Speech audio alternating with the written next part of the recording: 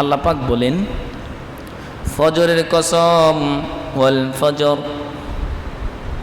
সময় শপথের কসম খাইতেছেন। ফজরের কসম খেয়ে আল্লাহ পাক বলেন, শপথ করে বলেন যে রাত, জিলহজ মাসের 10টি যে রাত আছে, এই রাতগুলোতে আল্লাহ তাআলা ইবাদত বন্দেগী আমার আপনার নেক আমল বাড়ানোর দরকার নাকি কমানোর দরকার? বাড়ানোর দরকার। আমার বন্ধুগণ, আল্লাহর পয়গম্বরের সাথে সাথে হাদিসের মধ্যে বলে দিচ্ছেন, আবু দাউদের শরীফে হাদিসের মধ্যে 1765 নম্বর হাদিস, আল্লাহর পয়গম্বর জিলহজ মাসের প্রথম 10 দিন নিয়ে আলোচনা করেছেন। খুব খেয়াল করে শুনতে হবে।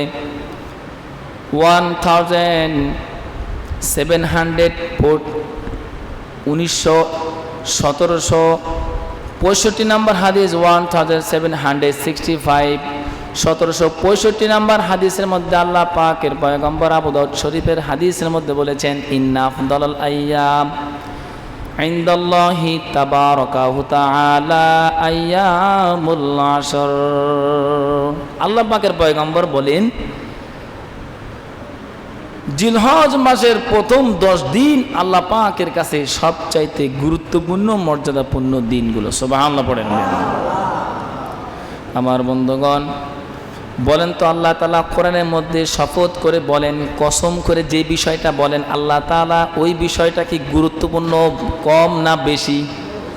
যেই বিষয়টা আল্লাহ তাআলা কোরআনে কারীমের মধ্যে শপথ করে বলতেছেন, কসম খেয়ে বলতেছেন, বলেন ওই রাত বা ওই দিনের গুরুত্ব আমাদের কাছে কম না বেশি? আল্লাহ পাকের কাছে কম না বেশি? আল্লাহর কাছে যদি বেশি হয় তাহলে আমার আপনার কাছে, আমাদের সকলের কাছে বেশি, ঠিক কিনা? মোহতারাম হাজিরিন, এই 10টা দিনে আমার আপনার 10টি দিনে 10টি আমল আছে। এই বিষয়ে আমি কথা বলবো ইনশাআল্লাহ। আসেন হাদিস থেকে ঘুরে আসি। আল্লাহ রাসূল সাল্লাল্লাহু আলাইহি সাল্লাম মুসনাদ আহমদ শরীফের হাদিসের মধ্যে বলেন, 5446 নম্বর হাদিস, 5446 5446 নম্বর হাদিসের মধ্যে আল্লাহর পয়গম্বর বলেন, আখিরু ফিহিন্না মিনাত তাহলিলি ওয়া তাকবীরি ওয়া তাহমিদ। সুবহানাল্লাহ পড়েন। আল্লাহর নবী বলেন, তোমরা অধিক পরিমাণে এই 10টা দিনে, যেটা আপনার এই সামনে বুধবার আসতেছে না, বলেন এই বুধবারের পর থেকেই আমরা প্রস্তুতি থাকতে হবে। জিলহজ মাসের প্রথম 10 দিন শুরু হয়ে যাবে। এই প্রথম 10 দিনের মধ্যে যে একটা আমল আছে, ওই আমলটা যদি আপনি করতে পারি, আমার আপনার শরীর থেকে যদি আমলটা বের করতে পারি, তাহলে আল্লাহর পয়গম্বর স্পষ্ট হাদিসের মধ্যে বলেছেন, সামর্থ্যবান ব্যক্তি হোক আর অসমর্থবান ব্যক্তি হোক, ফ্যাসিলিটি থাকুক ক্যাপাসিটি থাকুক, সমর্থবান থাকুক চাই না থাকুক, সে কুরবানি করার সওয়াব পেয়ে যাবে। সুবহানাল্লাহ পড়েন। আমার ভাইয়েরা আমার, সেই হাদিসটাও আমি আপনাদের সামনে আলোচনা করব। আমি আপনাদের সামনে 5446 নম্বর হাদিস বলতেছিলাম। আল্লাহর পয়গম্বর বলেন, আখিরু ফিহিন্না মিনাত তাহলিলি লা ইলাহা, পড়েন মুহাব্বতে, লা ইলাহা ইল্লাল্লাহ লা ইলাহা ইল্লাল্লাহ। বেশি পরিমাণে, অধিক পরিমাণে পাঠ করো, বেশি পরিমাণে পাঠ করো। আখিরু ফিহিন্না মিনাত তাহলিলি মানে কি? এই লা ইলাহা ইল্লাল্লাহর আমলটা বেশি পরিমাণে করো এই 10 দিনে, যেটা বুধবার থেকে শুরু হয়ে যাবে। নাম্বার 2 নাম্বার, আল্লাহ পয়গম্বর বলেন, ওয়া তাকবীরি, আল্লাহু আকবার, পড়েন আল্লাহু আকবার আল্লাহু আকবার আল্লাহু আকবার, বেশি বেশি পরিমাণে পাঠ করো। আবার তাকবীরে তাশরিকও আছে, 9 জিলহজের ফজরের পর থেকে 13 জিলহজ আসর পর্যন্ত, সেটাও শুরু হবে। বলে দেবো, অসুবিধা নাই। আমরা সামনে আর একটা জুমা নামাজ পাবো, ওই সময় আরও ভেঙে আলোচনা করে দেবো ইনশাআল্লাহ। তাহলে 2 নাম্বার বলতেছিলাম। আর কয় নাম্বার আছে বলেন? আরেকটা আছে। 3টা আমল বেশি বেশি করতে হবে। 1 নাম্বার লা ইলাহা ইল্লাল্লাহ বেশি বেশি পড়তে হবে। 2 নাম্বার ওয়া তাকবীরি, তাকবীর বেশি বেশি পাঠ করতে হবে। নাম্বার 3 নাম্বার হলো ওয়া তাহমিদি, আলহামদুলিল্লাহ, পড়েন আলহামদুলিল্লাহ আলহামদুলিল্লাহ, বেশি বেশি পাঠ করতে হবে। তাহলে 3টা আমল বেশি বেশি করতে হবে। অন্যান্য ইবাদত আমরা করি সাধারণত, 3টা আমল বেশি বেশি করতে হবে। এবার আসেন, এই 10 দিনের আর একটা আমল আছে, যে আমলটা আল্লাহর পয়গম্বর মুসলিম শরীফের হাদিসের মধ্যে স্পষ্ট বলে দিয়েছেন। 1977 নম্বর হাদিস, 1977 1977 নম্বর হাদিসের মধ্যে আল্লাহর পয়গম্বর বলেছেন, যখন তোমরা জিলহজ মাসে হজ দেখবা, আগে হাদিসটা বলি। ক্বালা রাসূলুল্লাহি সাল্লাল্লাহু আলাইহি ওয়াসাল্লাম, ইযা রাআইতুম হিলালা জিলহিজ্জা ওয়া আরাদা আহাদুকুম আইয়ুদইহা ফালাম ইউমসিকা শাহরিহি ওয়াসফারিহি আও কামা ক্বালা আলাইহিস সালাতু ওয়াসসালাম। আল্লাহর পয়গম্বর বলেন, ইযা রাআইতুমুল হিলালাতিল হিজ্জা, যখন তোমরা জিলহজ মাসের চাঁদ দেখবা। বলেন কি দেখবা? জিলহজ মাসের যখন তোমরা চাঁদ দেখবা, ওয়া আরাদা আহাদুকুম আইয়ুদিহা, আল্লাহর পয়গম্বর বলেন তোমাদের মধ্যে যখন কেউ কুরবানি করার ইচ্ছা করবা। লাস্টের দিক দিয়ে বলতেছেন, ফালাম ইউমসিকা আন শাহরি ওয়াসফারিহি, তারা যেন হাতে পায়ের নখ এবং চুল, দাড়ি, মোষ এইগুলো কাটার জন্য তারা বন্ধ করে দেয়, এইগুলো যেন না কাটে। এবার এই কথা শুধু বললেই হবে না, আর একটু বোঝার বিষয় হলো কখন থেকে কাটবো না আর কখন পর্যন্ত কাটবো, এটা শোনার দরকার আছে না নাই? খালি এতটুকু বলে দিলাম বুঝে যাবেন, বিষয়টা কিন্তু এরকম না, ভেঙেই বলে দিই। এই যে সামনে বুধবার আসতেছে, এই বুধবারের ভিতরেই আপনার দাড়ি, মোষ, হ্যাঁ, চুল, এরপরে আপনার এই যে হাতে পায়ের নখ, অবাঞ্ছনীয় পশমগুলো কাটতে হবে, এর ভিতরে শেষ করতে হবে বুধবারের মাগরিবের পূর্বেই। যদি আপনি আমলটা করেন, আর একটু বলি, জিলহজ মাসের চাঁদ দেখলাম, ওই যে হাদিস তো শুনলাম, যখন নবীজি বলেন যখন তোমরা জিলহজ মাসের চাঁদ দেখবা, তোমাদের মধ্যে যখন কেউ কুরবানি করার ইচ্ছা করবা, এই হাতে পায়ে নখ, চুল, দাড়ি, মোষ এগুলো কাটা যদি না কাটো, তাহলে কি হবে? তাহলে ওই ব্যক্তির আমল নামায় কুরবানি করার সওয়াব লিখে দিবি। সুবহানাল্লাহ ওয়া বিহামদি।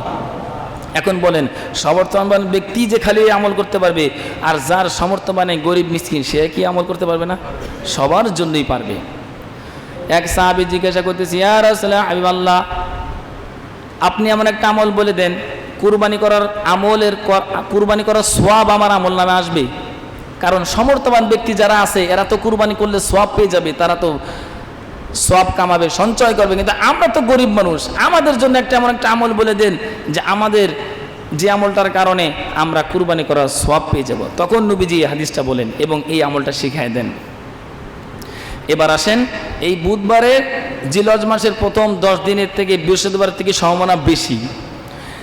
এই 10 দিন, প্রথম জিলহজ থেকে 10ম জিলহজ, এর ভিতরে কাটা যাবে না। হ্যাঁ, 10ম জিলহজ ঈদের দিন কুরবানি পশু জবাই করার পর থেকে আপনি কাটতে পারবেন, কোনো সমস্যা নাই। এই 10টা দিন আপনাকে সেফ থাকতে হবে। সো খেয়াল রাখতে হবে যে 10টা দিনের মধ্যে যেন আমি এগুলো কাটাছাড়া না করি। যদি না করেন, যদি এতটুকু আমল করতে পারেন, তাহলে কুরবানি করার সওয়াব যিনি দেবেন তিনি কে? আওয়াজ করে বলেন, যিনি সওয়াব দেবেন তিনি কে?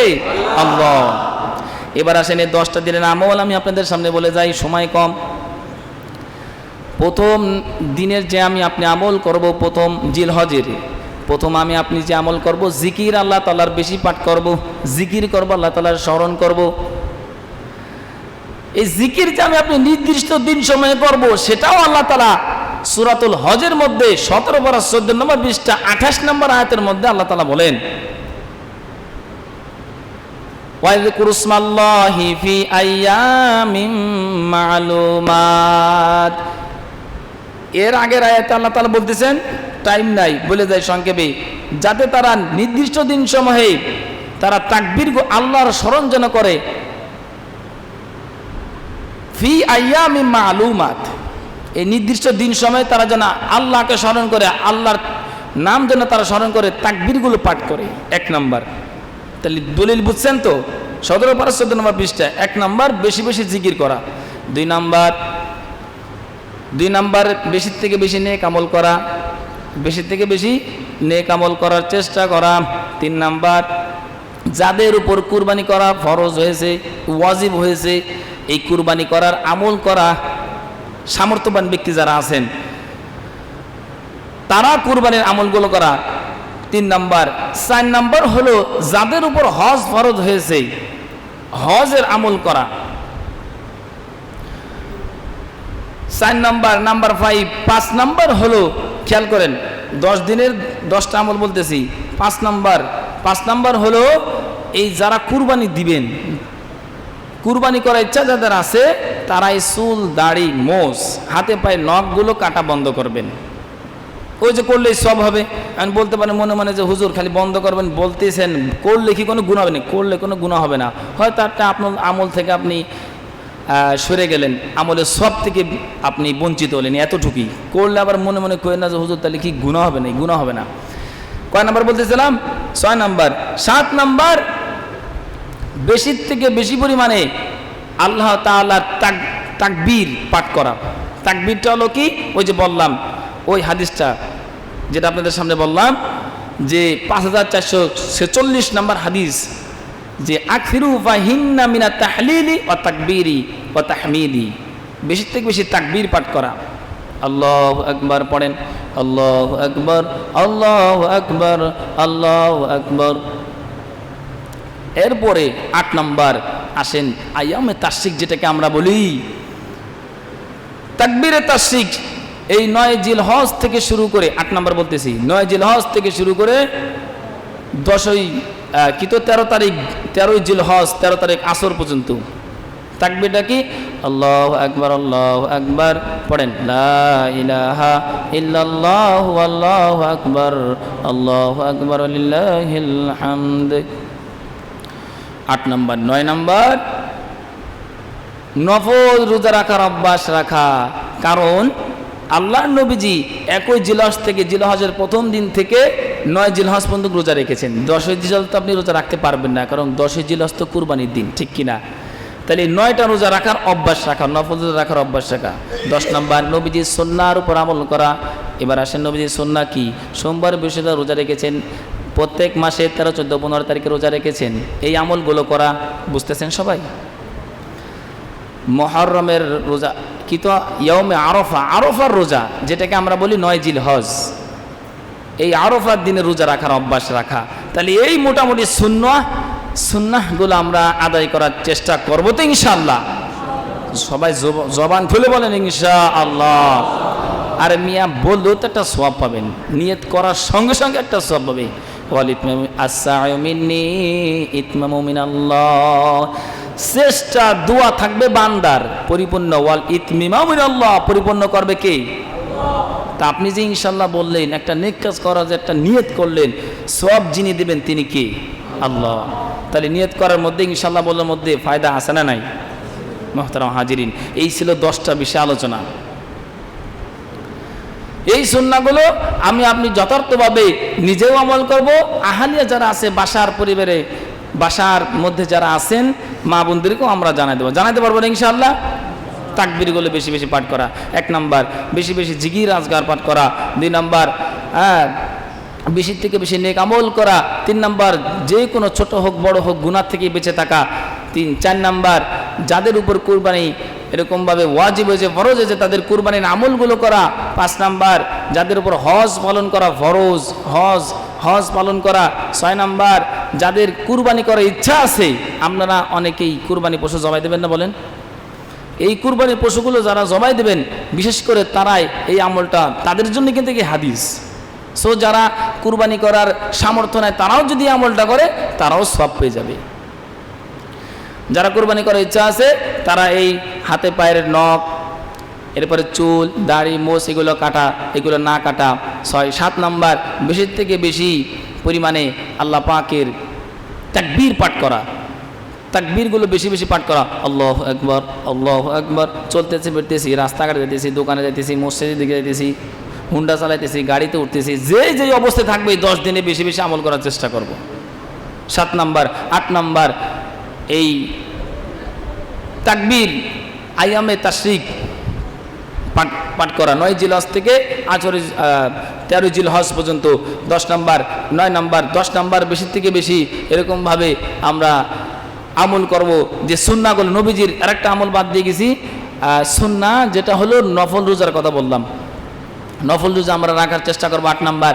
9 নম্বর হচ্ছে তাকবীরে তাশরিক, 9 জিলহজ থেকে 13 জিলহজ পর্যন্ত 10 নাম্বার। নবীজির সুন্নাহ যে আমলগুলো আমরা বললাম, সোমবার বৃহস্পতিবার প্রত্যেক মাসের 13 14 15 আয়ামে বীজের রোজা যেটাকে আমরা বলি। তারপরে হলো আপনার ইয়াউমে আরাফা, একটা রোজা যদি রাখেন কোনো সমস্যা আছে হুজুর? তাহলে আপনি আমল করতে পারেন, নফল রোজার অভ্যাস রাখা, এই মোট 10টি আমল। এরপরে যে কথাগুলো যাই কিছু শুনলাম, আল্লাহ পাক সকলকে আমল করার তৌফিক দান বলি সবাই আমিন। তো আরেকটা কথা, কুরবানি আমার আপনার উপর এই ফরজ ওয়াজিব একটা ব্যাপার স্যাপার আছে না, বলেন? কুরবানি করার সামর্থ্য, মানে কুরবানির বিষয়ে এতটুকু বলবো যাতে উৎসাহ বাড়ে। কুরবানি করার সামর্থ্য থাকা সত্ত্বেও যদি সে না কুরবানি দেয়, তাহলে সেজন্য আল্লাহর পয়গম্বর বলেন, আমার আপনার কথা না, নবীজির কথা, সেজন্য মুসাল্লা নামাজের কাতারে যেন না আসে, ঈদগাহের ময়দানে যেন না আসে, ঈদগাহের ময়দানে যেন সে না আসে। কত বড় ধমক! কুরবানি করব, কুরবানির সমর্থ অনুসারে ইনশাল্লাহ কুরবানি করব। কুরবানির আবার নেশাবও আছে, প্রয়োজন মোতাবেক নিজের পরিবার খরচ চালানোর পর অতিরিক্ত যে সম্পদগুলো থাকবে, যেমন একটা কথার একটা ক্ষেত আমার আছে, এই ক্ষেতের প্রয়োজন আমার নাই, আমার এমনিভাবেই চলতেছে, ক্ষেতের প্রয়োজন ছাড়াই আমার সংসার সব কিছু চলতেছে, এই ক্ষেতের বাবদও আপনার কুরবানি আসবে। কুরবানি করার সমর্থ থাকা সত্ত্বেও যদি কুরবানি না করেন, আপনাকে বলা হইতেছে, আল্লাহ নবী বলতেছেন, সমস্ত পয়গম্বর সমস্ত উম্মতি মুহাম্মাদকে বলতেছেন, সে যেন ঈদগাহের ময়দানে যেন না আসে। যদি আপনি না বুঝেন নিসাব কতটুকু দেখি, ওলামায়ে কেরাম আছে, হাফেজ মুফতি সাহেব মুহাদ্দিস সাহেব আছে, তাদের সাথে এসে আলোচনা করবেন। আল্লাহ পাক সকলকে কথাগুলো বুঝে শুনে আমলে সলিহা করা তৌফিক দান করে বলি সবাই আমিন। ওয়া আখিরু দাওয়ানা আলহামদুলিল্লাহি রাব্বিল আলামিন। যারা কেবল জুমা সুন্নাহ পড়েন নাই, আদায় করে নিন ইনশাআল্লাহ।